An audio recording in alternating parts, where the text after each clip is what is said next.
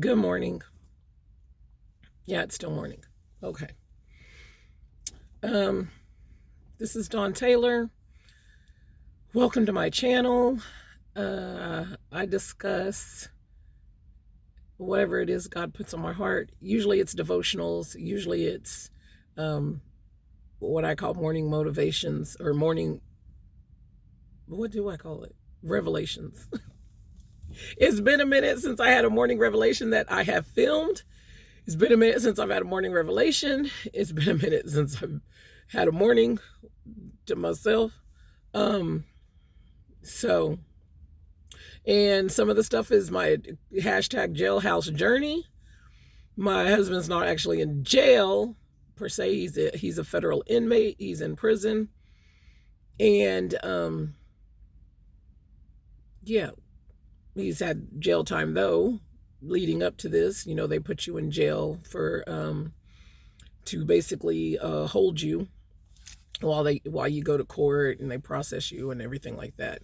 You spend time in jail. Before that, he's not new to institutions. He's been in and out for a large portion of his life. I have not been with him on those journeys, though. This is my first time in the journey with him. So he encourages me to do like daily devotionals, which the ones I have done, it's more like a diary or something. It's more like journaling out loud, like a little vlog into our lives. So today is a visitation day. There is a lot of fog. When fog happens, they go on a lockdown. So visitation is ceased until the fog rolls away. So that's disheartening. It's not the best. Because, okay, here's the thing. On this jailhouse journey, the one who is incarcerated is not the only one that's locked up. Okay?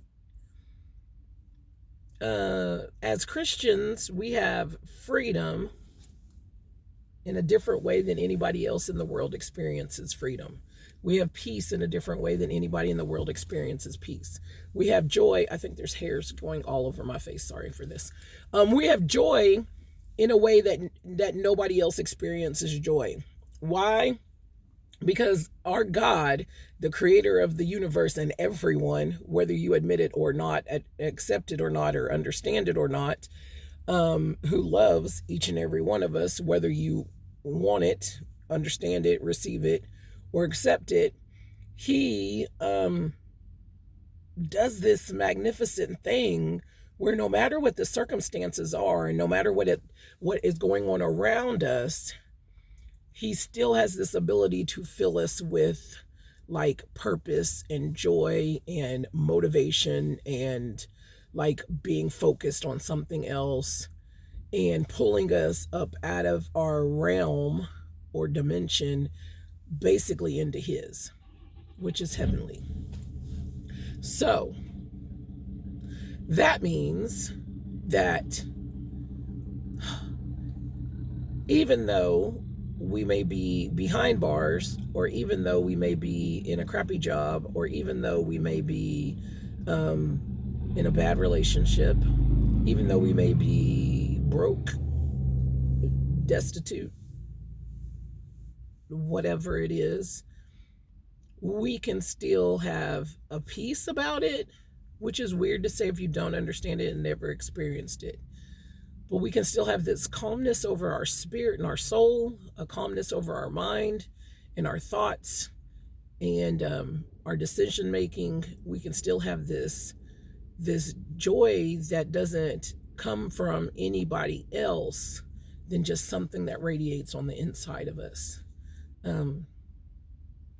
So yeah, without drugs or alcohol or whatever, because like I said, it doesn't come from anyone else. It doesn't come from any other circumstance. Now, if you are not a Christian, but you have met Christians and you're thinking, I don't know where this joy is because they don't look like they got it.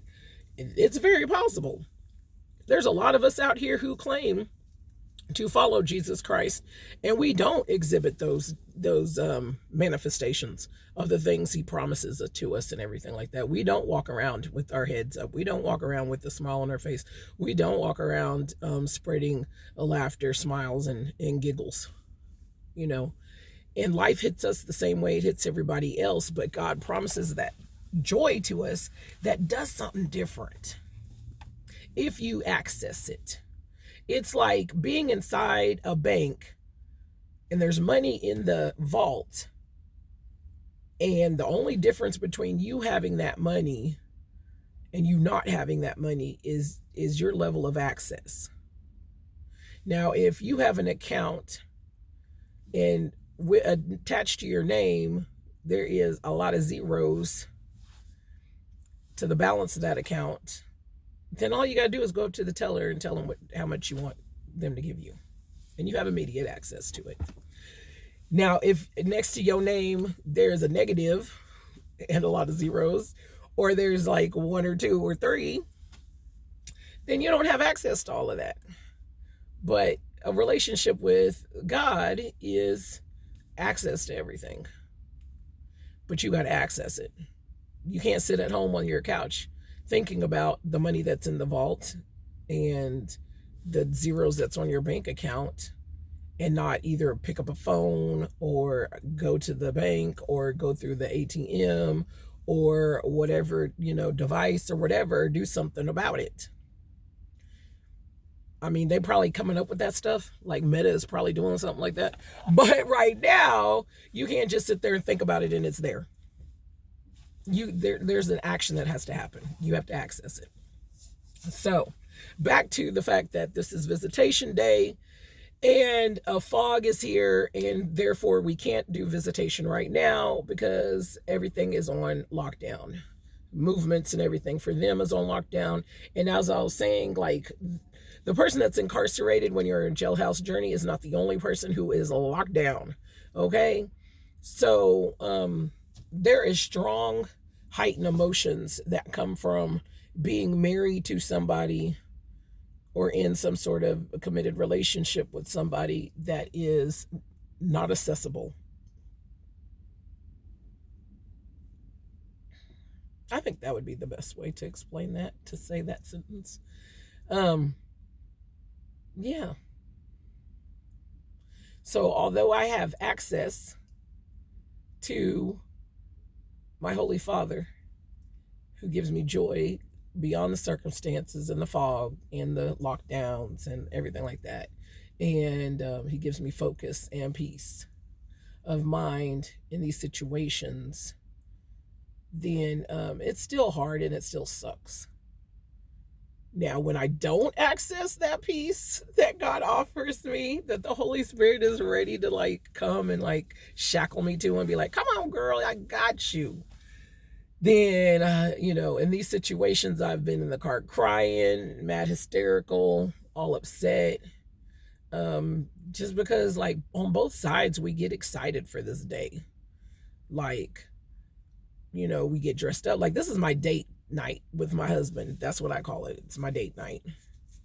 And God has brought us through a process to even get to this point. And now I'm addicted to this point. Like, it's like my thing, my jam, because we started out with just some, crappy phone calls from the county jail that he was in. Where there's like all kinds of people around in the background and in the lines cutting in and out and the volume goes up and down. You can barely hear them. You're like, what? Huh? Yeah, I love you too. What?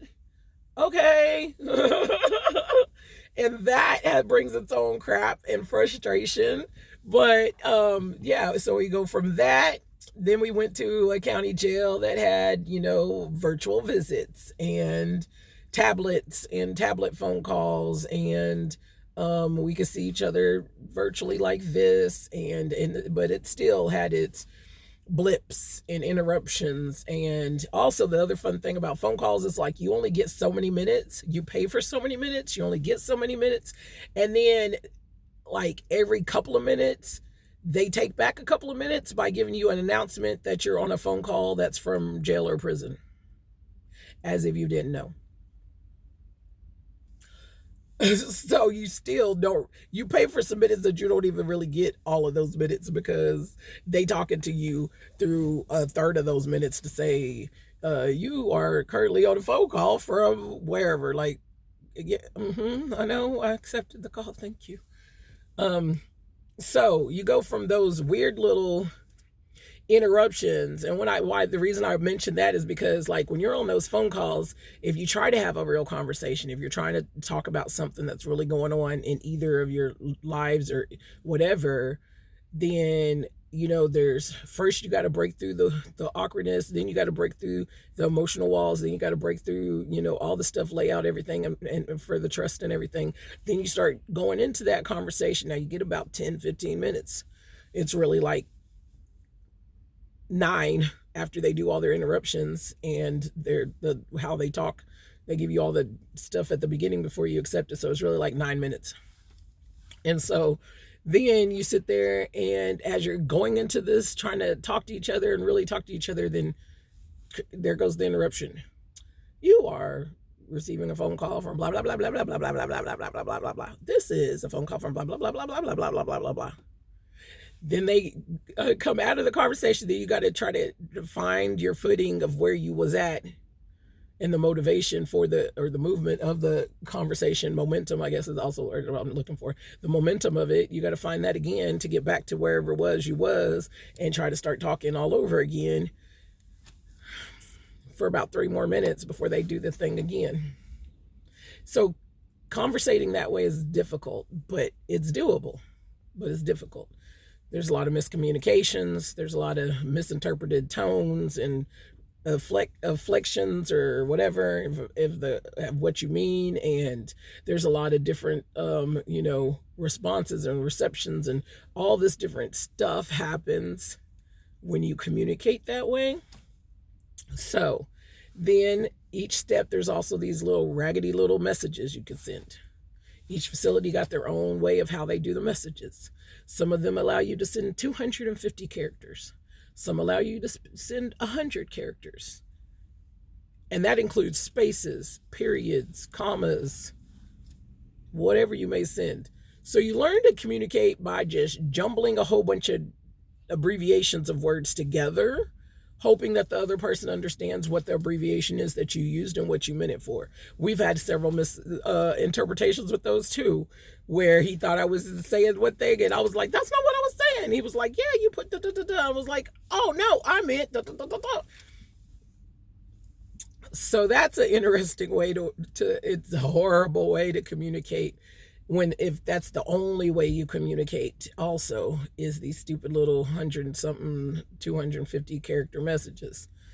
And so we went from that. So God progressed us through all those stages, right? We went from that, we went through that, and so now it is such a blessing, a beautiful, beautiful blessing to be at where we are now. And where we are now is where we get to actually physically see each other and have conversations for like 5-6 hours, depending on when they bring you in, pull you back, and when they call you to quit the visits. Now, technically the visits are supposed to be, I think they start at 8 o'clock in the morning and they go to like 2 o'clock in the afternoon. But what they start at 8 o'clock in the morning is not the visits. What they start is the process of you coming in for the visits. So depending on the guard, depending on who else is there, depending on what else is going on, depends on if you get there at 8. If you get there right at 8 o'clock, because they don't let you on campus, on the prison campus until 8 o'clock. So it's not like you can come in. Well, some people, I have been there super early before, and I've had some people let me come in at like 7:45 and just wait. But it's rare. Most of them don't let you come on the campus till 8 o'clock. And then you get in the little processing area, waiting room, and then they have you sit there till they, like if they got guards coming in and out, they got to process them first. If they got, people doing whatever, they process them first before the visitors. If they need to get their computer up and running, then you just got to sit there and wait for them to get their computer up and running. If they just need to stretch, and you know how like when you get to work, even though you at work and clocked in, it take you another 15, 20 minutes to get acclimated to being at work before you actually start doing your work. Okay, it's the same thing. So they over there doing their little 15, 20 minutes getting acclimated, like stretching, chit-chatting with the co-workers, booting up the computer, getting their papers where they want them, figuring out what this, that, and the other is, depending if they've ever been over there doing this or not, because they shuffle them guards all around to do different stuff. So they really start processing you sometimes like at 8:30. Then, like I said, depending on how many people there are or what's going on, you might get through and pretty quickly, but then you go sit and wait, however you came, for everybody to be processed that's in the group right there that came in at the same time, and you sit over there, and then you got to wait on a CO to come from wherever he may be at to take you to the visitation room. So then they take you to the visitation room and they tell you where to sit down. And then, now sometimes, I've been there sometimes where they have already called them and he's waiting for me to get over there. That's happened maybe twice. And so that's also kind of rare, but it's cool because as soon, then we can just start up. Otherwise, you sit there for another like 15, 20 minutes waiting for a CO to go pull them and bring them over there to the visitation room for your visitation to start. Now, if you added up all those 15, 20 minutes, we about nine something now. Sometimes 9:30 and visits start. Sometimes 10. Really depends on how many people there are, what they got going on, and how motivated they feel. So, so your visits start like 9:30 or whatever, and then your visits end whenever the COs say they end.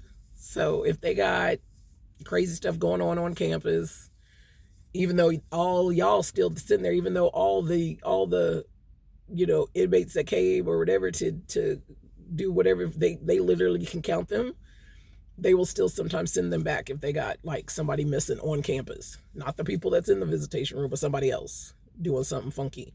Then they'll be like, oh, yep, visits are over. Which is crazy because, they could just, okay, we already see all y'all here, so we good.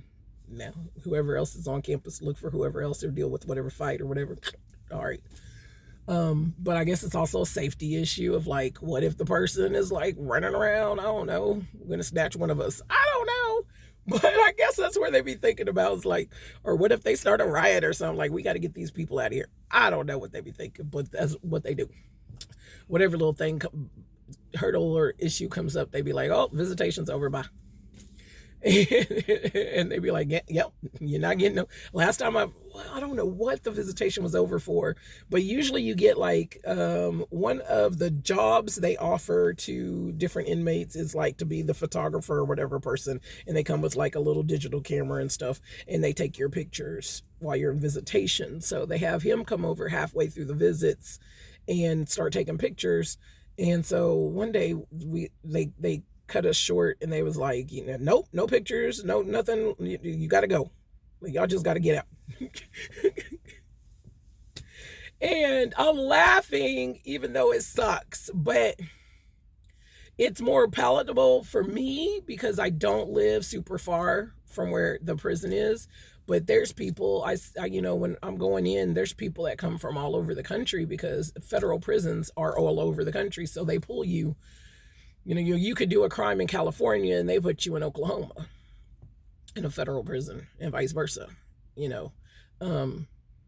Most of the time, depending on what type of crime it is and that situation, they'll put you somewhere totally away from wherever it is your crime was, wherever what the court was that you got processed in. they'll put you somewhere way different. Um, so it was also a God blessing that we got 30 minutes from the house. That was super blessing that that happened, and that I do have access to come up here every single time they open them doors. I'm like, da da da, here I am. I joke about the fact that I'm in the car outside the gates with my pillow and blanket, like, come on. But today it was true because I'm not outside the gates, but I just came down to the store and parked, and like decided I'll just sit here to see, because they'll, if the fog lifts, which is their next interval, they also do intervals for bringing in the inmates. So like, which, sorry, I know people don't like calling the loved ones that are behind bars inmates, but I think that's the regimented side of my brain just like does that. So because when I'm like breaking down the processes of stuff, I just do it in a processed way of like how it's written, basically. Like if you read the process of different things that happen in jails and prisons, then they're like inmates this, inmates this, inmates this. And so then I just like, that's just how my brain works. Not to be offensive to anybody, but that's just how my brain works. So anyway, so when they bring them in, they do it in or the visitations can happen in different sections or whatever. So they have a morning section, and then they do a break. Like, so if you're not there if it starts at 8, but if you're not there by 9, they won't process you. And if you come after 9, if you come after 9, they don't process you, and you have to come back at 11. And then they start processing again until, I don't know what the cutoff time is after 11, but I'm sure it's like 12. And then they pull everybody back or whatever. So so right now with it being on like pause, basically, for them stopping the visits because of the fog, then if the fog is lifted anytime before 11, they'll open back up for visits at 11. So that's the prayer, is that God comes and rolls away the fog like he rolled away that stone in front of the grave. Yes, that's the prayer. But if he don't roll it away, and then I just gotta go do life and see him. I think our next visitation day is like a week from today. Usually, and that thing too is like usually the first of the month, the beginning of the month, you get visitations like once a week, and then like towards the last of the month, it's like 2 weeks spaced out or something, and then you get another visit at the end of the month or whatever. That's how it usually falls, anyways. So we usually get 3 visits a month. And yeah. So anyway, so this is our 3rd one, because it's been pretty good to us, even though the fog has been crazy in our area. And there's been a couple of times it cut down, but then they picked back up at 11, and so I was up here in the afternoon to see him and stuff like that. So it's been pretty good situation. So it's been pretty good for us. The last couple of months, we haven't had a lot of interrupted visits. I'm very thankful for that. I think one of the things about this process too is just how if you don't have God, I can only imagine that it creates, because it does even with God, a lot of anxiety and weird apprehensive like issues, internal issues, because of the fact that like your emotions get revved up for something, and then sure enough there's like something that comes with a hindrance or a roadblock or whatever, and you gotta like go back, and it's almost like being a wounded animal or something. It's like super crazy because okay, so the federal prisons have free phone calls right now too, because it was something that was enacted during COVID, and the process is still being allowed right now. So because of that, you get free phone calls, but it's not like they can be on the phone all day because everybody's using the phone. So then there's long lines. And then if he's in a program and my loved one's in a program, then a residential program at that, then there's stuff he's got to do, along the day. So it's not like he can be on the phone all day talking to me or anything, but we get and then they get so many minutes they can use. At his facility, he gets 500 minutes. Also, each inmate, each loved one gets a different amount of minutes depending on what they got going on. Because the warden of a different facility, they can allow you to have so many minutes. They can take some minutes away because of your behavior or something. They can add minutes because of your behavior and stuff like that. So every facility doesn't just have a cutoff number of minutes. Each loved one has a different amount or something. But his is 500 right now. So at the beginning of it, it's it starts on the halfway mark of the month, the 16th or something. At the beginning, he gets super happy and he's making phone, standing in the line, making phone calls whenever he gets there. Whenever he gets up or whatever and all that stuff. And then the minutes start going like this. And then he's like, oh, shoot. And so we go to one call a day or something, which we're used to. I think it's just we're so super excited about the availability right now, to just be able to talk whenever we get a chance or whatever. But yeah, again, like I said, those phone calls are crappy though. In reality, so you thrive and you survive and hang on for these visits, you legit do. So the fact that when it's interrupted, it's you're revved up and you're not, you're revved up and you're not, you're revved up and you're not, and disappointed and all that other stuff. And I can't even imagine the roller coaster of emotions if you're driving 12 hours from your home with kids sometimes. And so you got to pack all this stuff. You got to pack extra clothes because you never know, because that's a whole nother thing. I ain't even going to go through the clothing situation of being admitted in and passing inspection or whatever. But after you do all that, you have to do all that. So that's a whole, 3-day process of getting stuff together, and then to come for there not to be a visit.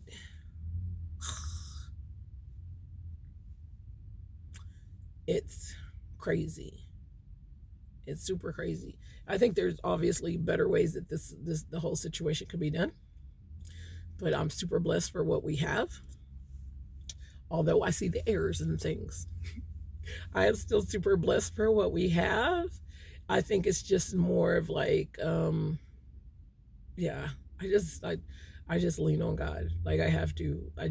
I've been super nuts on different times, when life seems you have those times when life seems like everything's piling on you and everything's, going wrong and everything's coming at you from different angles and stuff like that. So in those times, I'm a little more sensitive and a little more worn out and a little more just on my own little ledge about stuff. And so then when something like this happens and it's because here's the other thing that's legit. If you're in a committed relationship, a good, healthy, committed relationship,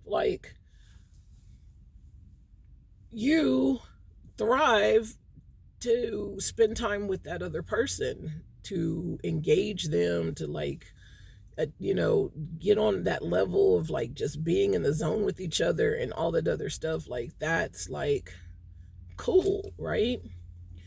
And yeah, I mean, everybody don't have rainbows and cotton candy in their relationships, and it's not that way 24/7 anyways. But man, even when we argue, we have fun.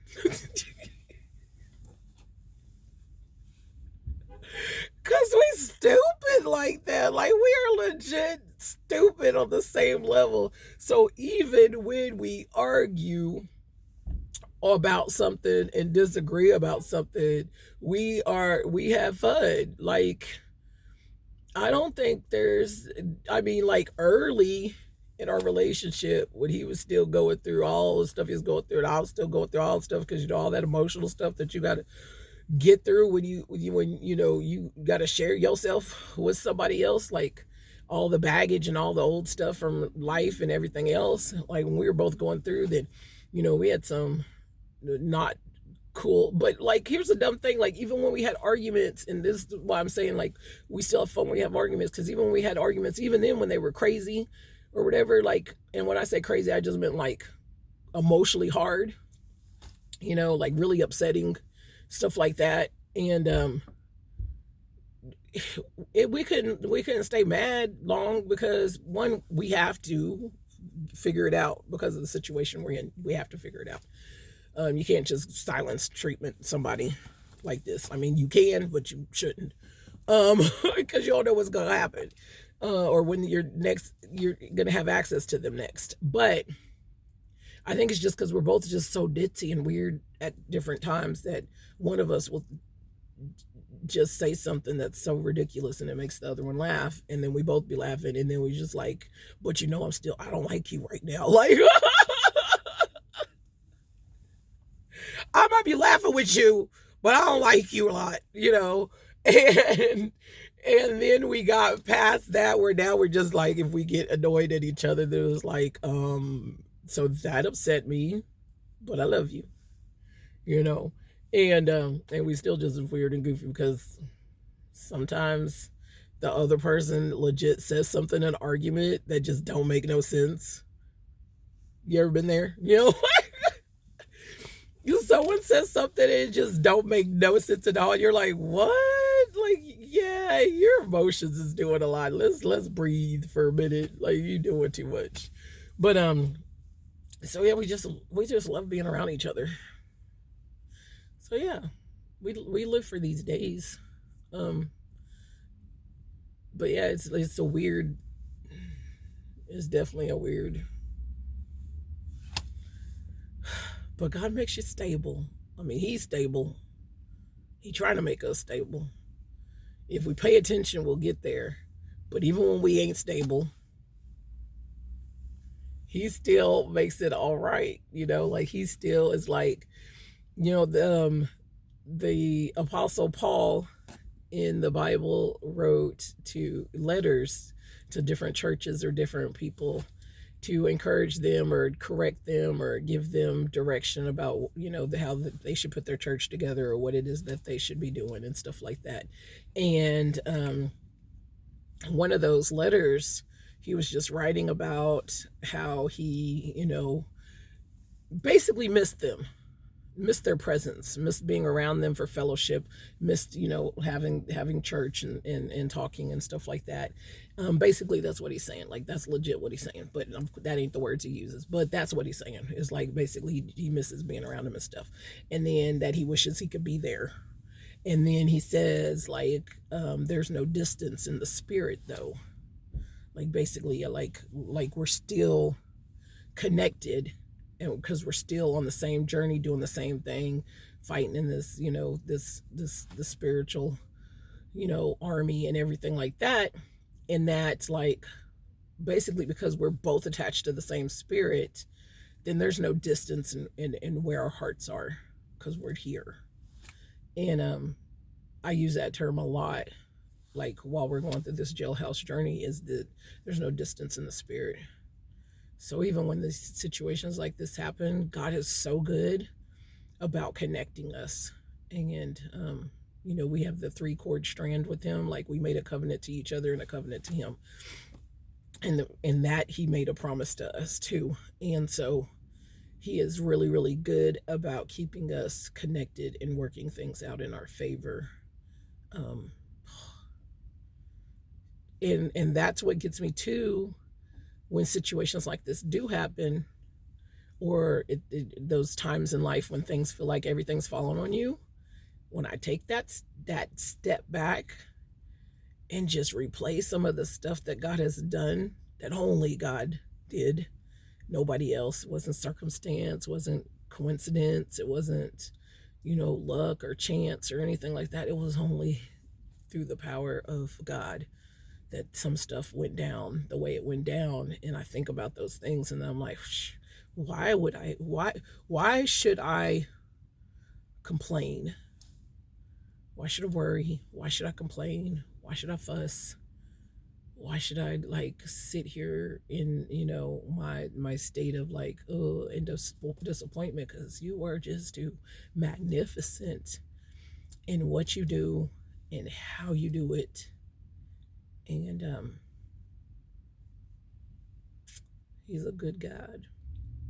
He's a good God. So even on days like this, when I've already spent my whole week waiting for it, planning for it, putting together the right outfit, or what I think, putting together the right other two outfit. I'll tell you right now, putting together the other two extra outfits in case they say this outfit ain't allowed in there and I got to come back to the car and get one of my other outfits to put on, that part. Then to not get to see him, because golly, I mean, I don't know about you folks. This is my first and only actual real relationship.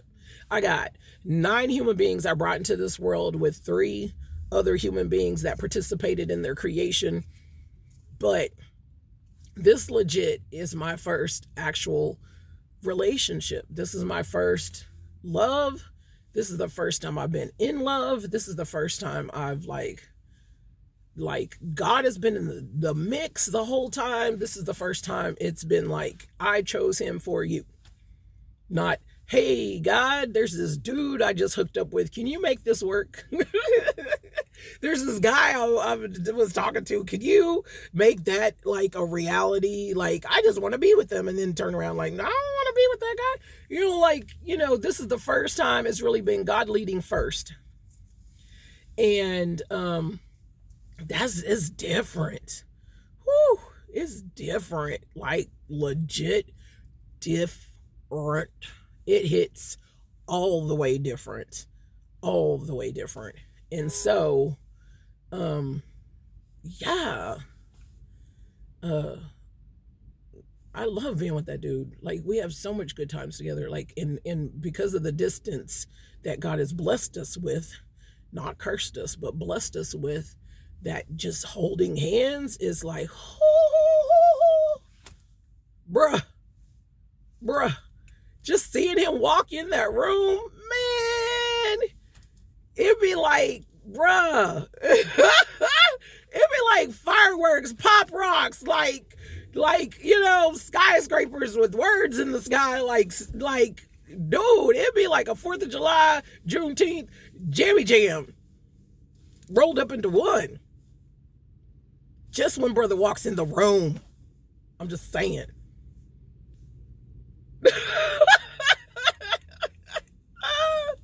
So it's like, I mean, like, I don't know. I could complain. I could surely complain. I have complained before, because I can and cry about it and everything else. Like, oh my gosh. But like, the longer we're on this journey, really, like, legit, the more God moves and he changes and progresses these ways that we get to interact with each other.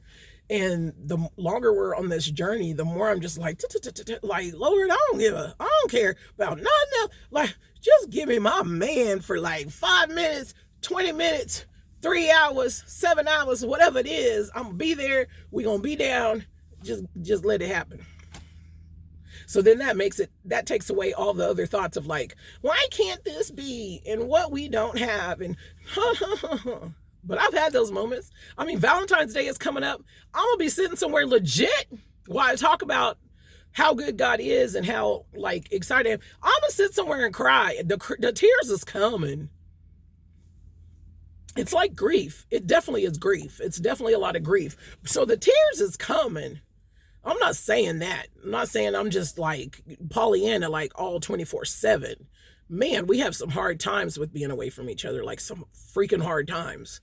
And it seriously just be the whole being away from each other. Because we just love being around each other so much. And but yeah, so when I start seeing all the little stuff in the store, because it's been in the store since December. But when I start seeing these people walk around and folks getting they roses for their peoples, and and it becomes more and more in my face and everything like that, yeah, I'm gonna cry. I'm gonna feel bad. I'm gonna feel sad. all through the holiday season, I had my moments and I felt sad and I felt bad and everything like that, because it's like it takes a big chunk out of your heart when you got to go do all this stuff, family stuff, loved one stuff, that's for and you don't have that main person with you. It takes a big chunk out of your heart. It does. And so I ain't gonna lie about that. Like, that ain't easy. But again, then I get to lean on my daddy, this daddy up there, about my other daddy that's over there. And cry to him. I learned in this process that if I cried to my Heavenly Father every time my heart is hurt, man, it goes quicker, and he brings me through and shows me stuff, and he works things out, and he makes these little situations where I have little moments with my husband that fill that little bubble, or he sends people my way to just fill that little bubble, and it makes it all right. And he makes it all right. When I was crying just to be crying, that stuff be lasting. It be lasting a long time. And then it opens you up spiritually when you get in those moods. Whatever is the situation, when you get in those moods, it opens you up spiritually for demonic presence. Like, legit, like it does. We both fighting back a spirit of death right now, because I don't know who spoke it on us, but they better back up. I'm just saying, I'm gonna give you a little heads up now. Whoever spoke it on us, and whoever's still speaking it on us, and the situations we created of ourselves, like the grieving I've been doing and stuff like that, that created a situation ourselves to allow those doors to open for a presence. Like, God don't play about his favorites, and I'm one of his favorites. We all are, but I like to say it like that. Like, I'm one of his favorite. Like he loved this one or her. Like he loved me, like, a lot. So he don't play. Okay. So if y'all out there wishing ill on folks, talking death on folks' situations and relationships and things of that nature, I suggest you stop. You don't know who's protected by the one true king. I'm just saying. And he don't play. It ain't even PLA. Why? Ain't even in his description, his category, his characteristics or traits. Like, he don't play. So y'all might want to. Just saying. But yeah, when I pray about it and cry to him, it's like a lot simpler. Like, I mean, he's a big teddy bear for me. He lets me lay down and just, and then he'll say, okay, get yourself together, girl. Get yourself together. You're doing a little extra now. You're doing too much. And I can feel it. And I'll just be like, and he'd be like, oh, see, now I know you was hurting, but you're doing a little extra. Go on, pull that together. And I'll pull it together and move on. So he's good like that. But that was my little chapter. And it's getting close to 11. It don't look like visitations is gonna happen today, but I'm a holdout to that last minute when they say nope. I'm a holdout for hope and faith that God can do what God can do, because I done seen him do it too many times, and I don't put no restrictions on his wonder, his might, and his power. In Jesus' name, all those who are watching me right now, all those who are communing with me at whatever time this may be, rebroadcast, whatever it may be, Lord God, I just pray over them right now that you give them that peace and understanding and joy and presence that I talked about, Lord. Pull them into a relationship with you so they can experience all your goodness. In Jesus' name, amen. Y'all have a great day.